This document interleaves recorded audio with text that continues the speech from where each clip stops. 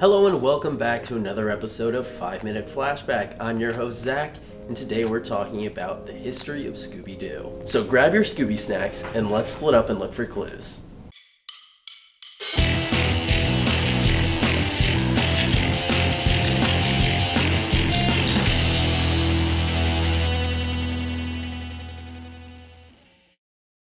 Cartoons, comic books, movies, memes, and video games. Scooby Doo has been a part of mainstream media for the last 50 years.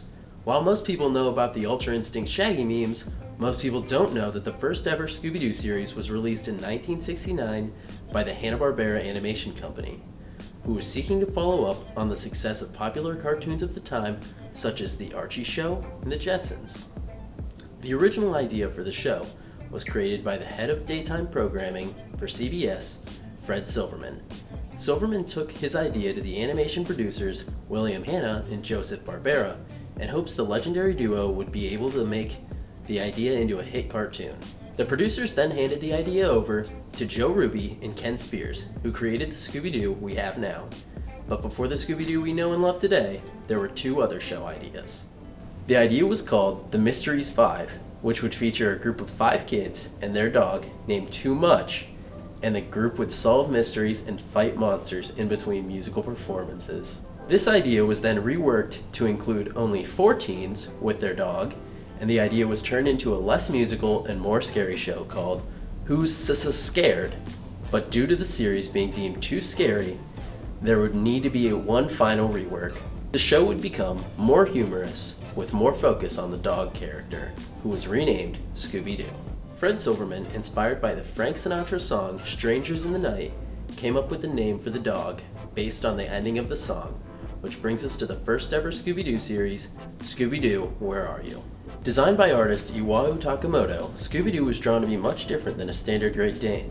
The dog was designed with a small chin, droopy ears, crooked legs, and a face full of wacky expressions. The titular character was voiced by Don Messick, who voiced Scooby until the series finale of A Pup Named Scooby-Doo in 1991. Scooby is known for his unique speech pattern, which consists of beginning his words with R's, such as his typical "ruh-roh," or his signature shouting of his name at the end of episodes. The rest of the characters were inspired by the hit live-action TV show The Many Loves of Dobie Gillis. Each member of Mystery Incorporated would be influenced by one of the main characters from the show. Dobie Gillis influenced Fred, Zelda influenced Velma, Talia Maninger influenced Daphne, and Maynard Krebs influenced Shaggy. The resemblance is uncanny. Everybody knows the definitive catchphrases and quirks. The bad guys saying, "I would have gotten away with it too if it wasn't for those meddling kids." Fred's, "Let's split up, gang." Velma's ability to lose her glasses and jinkies. Daphne's jeepers, and of course Shaggy's penchant for saying, "Like zoinks!" Following the original series, many other versions of the show came about. There were multiple shows with Scooby, Shaggy, and Scrappy-Doo, followed by a series of TV movies called the New Scooby-Doo Movies, which even had a crossover with Batman and Robin. After Hanna-Barbera Animation became a part of Warner Brothers Animation, the show got even more movie treatments, these ones released direct to DVD. Some of the most popular include Scooby-Doo on Zombie Island, as well as Scooby-Doo and the Cyber Chase. Both personal favorites of mine. Following the success of the direct-to-DVD movies, the studio was ready for a live-action take on the characters. In 2002, the live-action movie Scooby-Doo was brought to life by writer James Gunn and awesome actors including Matthew Lillard, Sarah Michelle Gellar, Freddie Prinze Jr., and Linda Cardellini. The movie would receive a follow-up in 2004's Scooby-Doo 2: Monsters Unleashed, which saw Mystery Incorporated put up against many of their classic foes. The series of the 2000s and the 2010s made for some great Saturday mornings. 2002's What's New Scooby-Doo shaped many viewers' understanding of the characters and later influenced the 2010 series Mystery Inc., the first show to include a serialized storyline. In 2015, the series Be Cool Scooby-Doo was released on Cartoon Network, and despite lack of mainstream interest, the show still maintained a loyal fan base.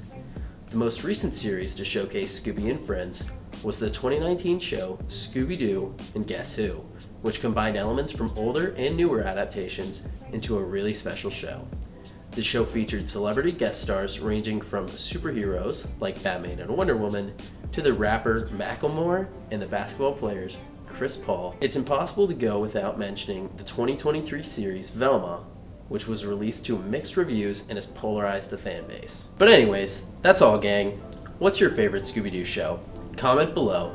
If you want to see more content like this, like us on Facebook, follow us on Twitter, subscribe to our YouTube channel, and give us some love on Instagram at ZTV 5-Minute Flashback.